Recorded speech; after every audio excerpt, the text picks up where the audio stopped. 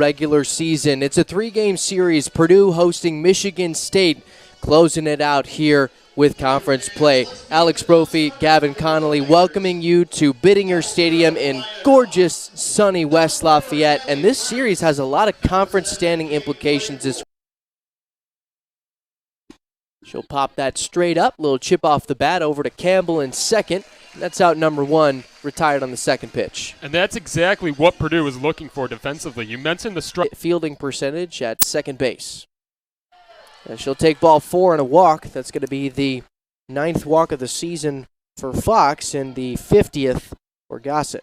Yeah, great discipline there by Fox. Just staying alive that entire. St. John, Indiana, not too far from here in West Lafayette. She'll hit that one high, going into left field, right into the glove of Mariah Poehler. 2 down here in the top of the first, runner at first base. Talked about it, driven in 39. That one popped up, little chip off the bat, and that'll retire the first half of the inning.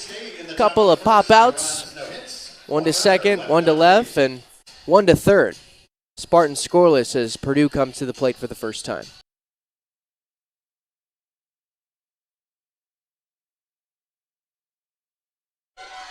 Got her looking. First punch out comes in the first batter for Liv Gray.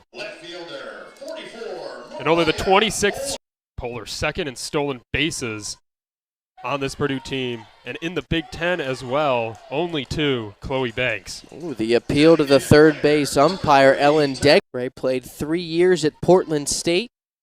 She's a 5th-year player, and she'll strike out the side. It's a quick 1-2-3 for the right-handed pitcher. She's up to 155 in her strikeout.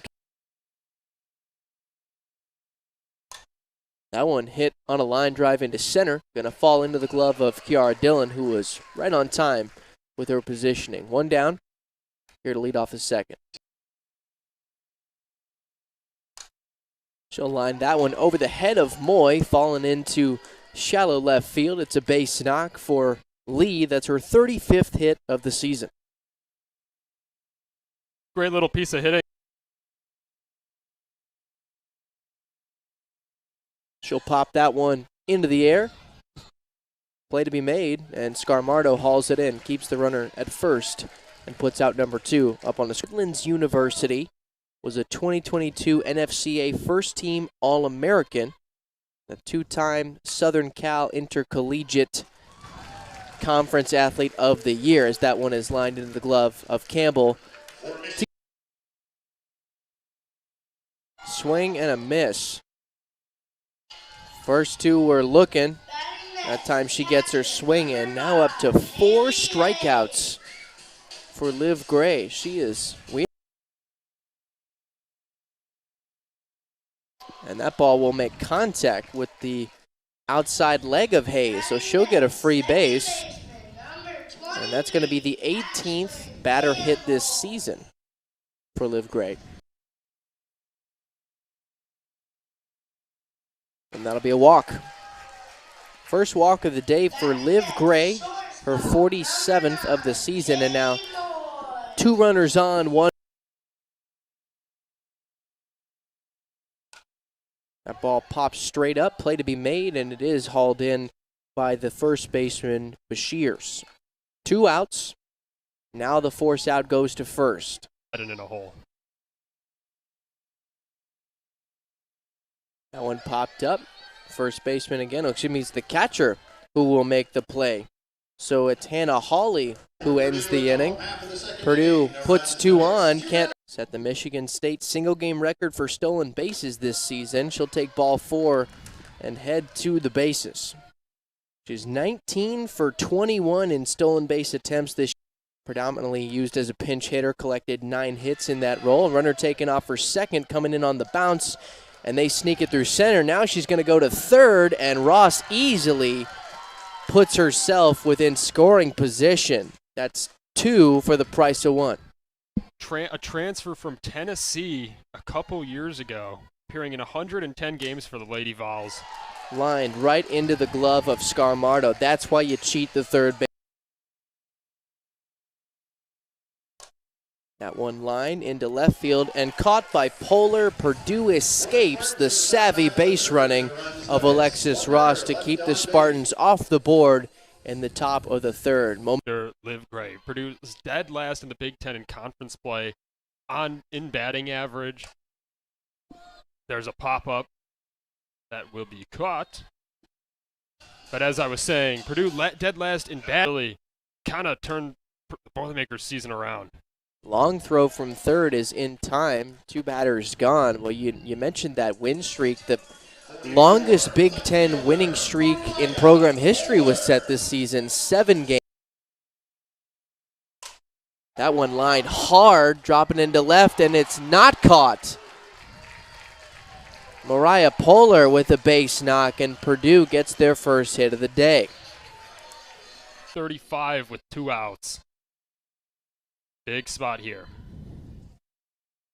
That ball up high gets away from the catcher. That'll push Polar to scoring position at second. She's scored 30 runs this year. That one will be popped up. Play is possible, and it is the catcher, Hannah Hawley, who saves the day. That's another runner stranded in scoring position. Purdue has put one at second in the last 2 innings, but Gossett still in the circle for Purdue. She gives up a fly ball near the warning track, but it's hauled in by Dillon. Second time that Dillon's seen some action. Letting her defense do the rest. 69 strikeouts on the season. Another hard hit ball into center field, make it 2 for 2 for Dillon here in the fourth.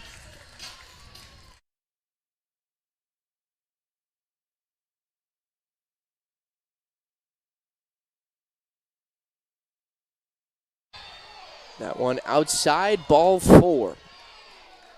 Gossett walks her third. Fortunate matchup right here for Gossett, as Wash only hitting 149 with runners on and 167 with 2 outs. That ball low in the dirt for a walk. Gossett out in left field. You want a little bit more power to it. That one's a grounder that squeaks past Campbell.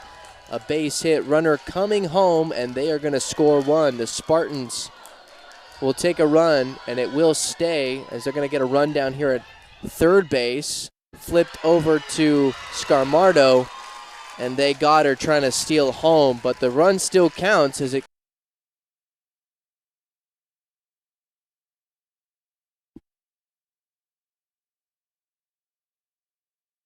Swing and a miss. So what was a 3-1 is a strikeout swing, and that's the Iowa City this weekend. Got a lot of work to do. That one's a little grounder to third, quick throw to first, and that's out number 2. Well, by this time, Julia Gossett thought that she was going to have herself a 1-2-3 inning. You said she had only thrown 10.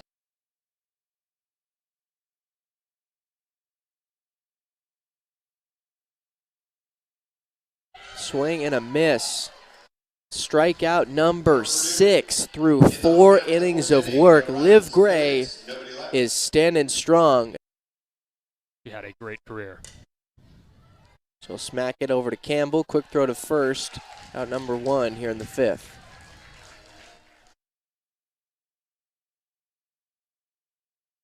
Catcher, 42. When it's been good, it's been very good. But when she's gotten hit, there goes a big play. Kiara Dillon with a nice haul back at the track.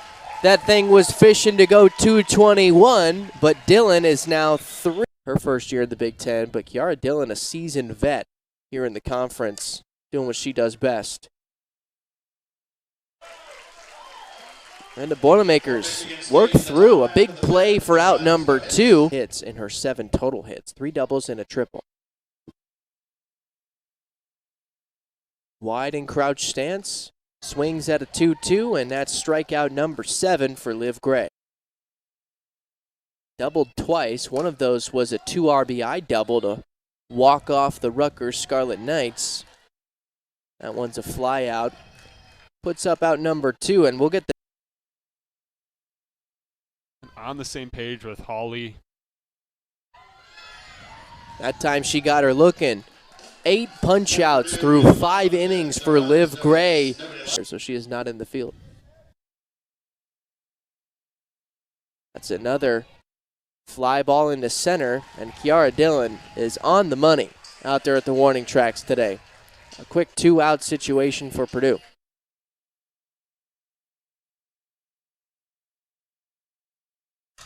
Shears will pop that into right field. It's the first time we've seen Chloe Banks get some action today.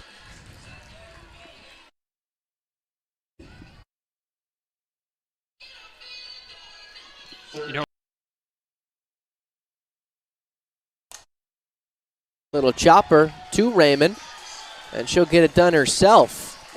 A nice defensive stand from Purdue. They push us to the bottom of the 6th. That ball is slapped, pushed into right, and it's going to be hauled in for the first out of the inning. Thanks to the play from Sydney.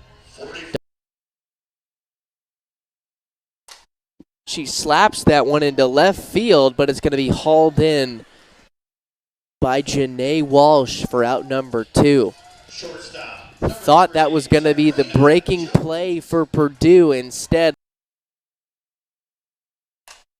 that one slapped by Jones, drifting into center, and it's dropped by the center fielder. She's going to have 2, turning on the Jets, going for 3, and a sliding triple for Tyrena Jones. Purdue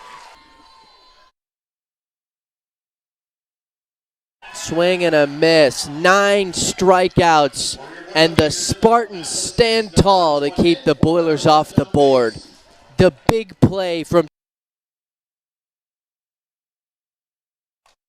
that one's going to be popped up. Campbell's going to call off the other defenders, and that's an out number 1 here in the top of the 7th. In the defensive side of her career at Michigan State, played every position except for catcher and pitcher as she takes a walk on ball 4.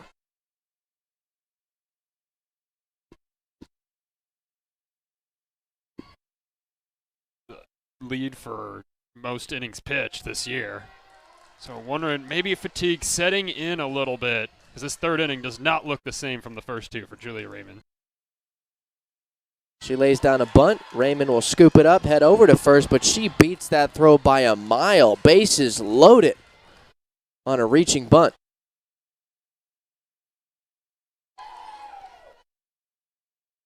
And now Penn State. It's an 8-game hit streak for Holly that may be ended here today, but she'll still reach base. And that walks in a run. It's a 2-0 lead for the Spartans. In 37 games, but only 3 RBIs. That one slapped to Campbell, flipped to second. They put up a second out, but a run will score on a fielder's choice. And for the Purdue offense. That one popped up high, a chance for Kiara Dillon to end the inning, but not before the damage is done. Boilermakers are going to need some heavy hitting in the bottom of the 7th, and they're going up against a pitcher who struck out 9 batters here. Hayes with a liner that drops over the head of the shortstop. It's a base hit to lead off the bottom of the 7th. Does Purdue have some life? We've seen it before, and we're starting to see it again here today. The late. That one slapped right into the glove of Anna Fox, the shortstop, so that's good for out number 1. Great awareness by Hayes to get back to first. That one is popped, drifting foul, but the play is made over at first. It's Britton Bashirs who hauls that in. And a pop-up. If it touches the net, there's no play. Instead, it's going to be hauled in on a fly-out. Not sure who got that one. I think it was Bashirs, but it doesn't matter because the Spartans are going to take it 3-0 as they strand Hayes at first base. A phenomenal performance from both defenses, but it was the pitching from Rays that just kind of fell flat from Jules Raymond, I should say, in the 6th inning that really allowed the Spartans to get back in it, and then 2 runs in the 7th after walking him in. Just not what you want to see if you're Purdue. And Liv Gray was the star of the show, 100% for the Spartans. A near flawless game with 10 strikeouts, 3